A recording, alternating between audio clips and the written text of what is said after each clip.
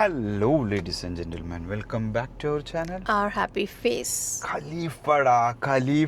The ruler. Khalifa the ruler. പൊന്നു അതൊന്നും പറയാനില്ല. ആ പടത്തിനെ കുറിച്ചാണ് നിങ്ങളോട് പറയാൻ വേണ്ടിയിട്ടുള്ള ഫുൾ പവറിലിരിക്കുക. ഫസ്റ്റ് ഓഫ് ഓൾ ഞാൻ നല്ലൊരു പൃഥ്വിരാജ് ഫാനാണ്. അത് മനസ്സിലായി സ്റ്റാർട്ടിങ്ങിലെ ലൈൻ കേട്ടപ്പോഴേ. അതാണ്. പിന്നെ തിയേറ്ററിൽ അതിന് മാത്രം ഞാൻ ആർമാദിച്ചിട്ടാണ് ഇപ്പൊ പുറത്തേക്ക് ഇറങ്ങിയത്. എൻ്റെ അപ്പുറത്തിരിക്കണവരൊക്കെ ഞാൻ ഫ്രണ്ട്സാക്കി. ആ വൈബിലായി പോയി. അതായത് മൂവി ടു ബി ഫ്രാങ്ക്, ഞാൻ പൃഥ്വിരാജ് ഫാൻ അല്ല എങ്കിൽ കൂടി എല്ലാവർക്കും വർക്കൗട്ട് ആവുന്ന ഒരു മൂവിയാണ് എൻ്റെ ഒരു കൺസെപ്റ്റിൽ. നല്ല മൂവി എന്ന് പറയാൻ പറ്റും. നല്ല കുറേ നാളുകൾക്ക് ശേഷം നമുക്ക് ഇത്ര നല്ലൊരു ഫൈറ്റ് മൂവി നമുക്ക് പൃഥ്വിരാജിൻ്റെ കിട്ടിയിട്ടില്ല എന്ന് തന്നെ പറയാം.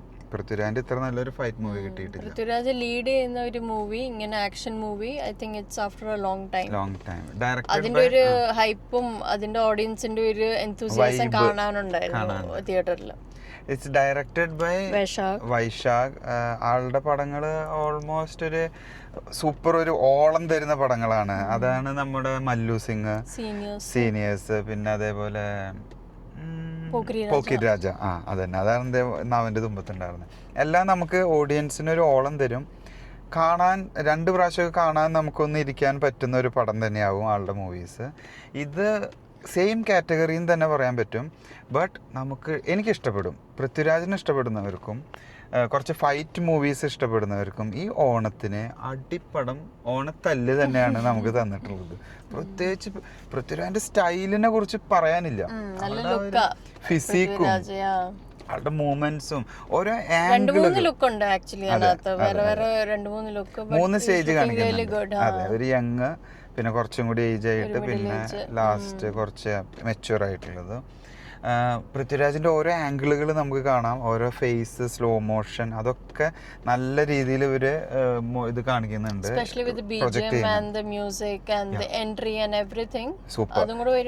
നല്ലൊരു ഇത് കിട്ടുന്നുണ്ട്. Music by Jakes Bijoy.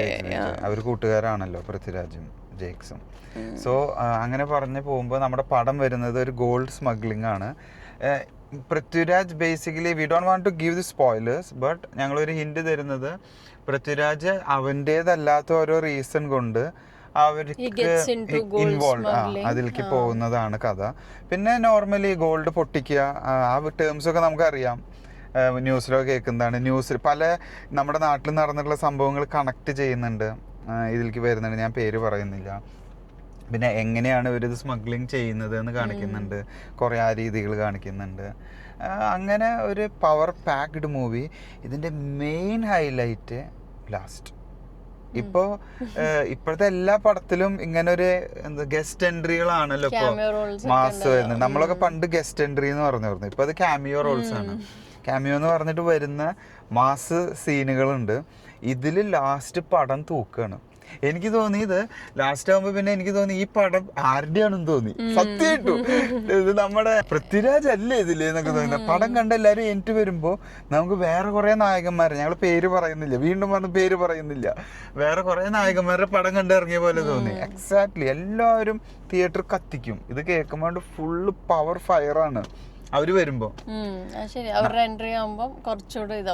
ആരും എക്സ്പെക്ട് ചെയ്യാത്ത 2 ആൾക്കാരുണ്ട്.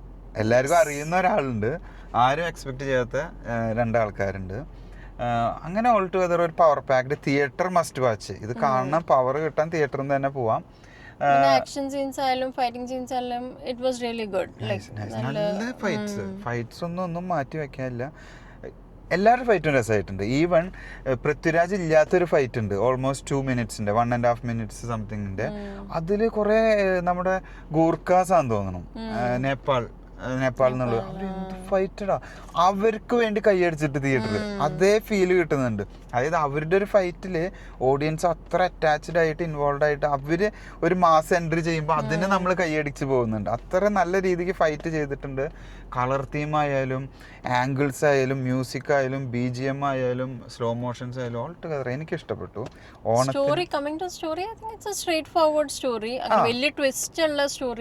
അതെ, കാരണം ഇത് ഫസ്റ്റ് തന്നെ പറഞ്ഞു തരുന്നുണ്ട് എന്തിലേക്കാണ് ഈ കഥ കൊണ്ടുപോകുന്നതെന്ന് മനസ്സിലാക്കുന്നുണ്ട്. അതുകൊണ്ട് ഒരു ആവറേജ് സ്ട്രേറ്റ് ആയിട്ട് പോകുന്ന ഒരു സ്റ്റോറിയാ. എൻഡ് വരുമ്പോ ഒരു ചെറിയൊരു ട്വിസ്റ്റ്, ചെറുതല്ല മാസ് ട്വിസ്റ്റ് എന്ന് പറയാം അല്ലെ.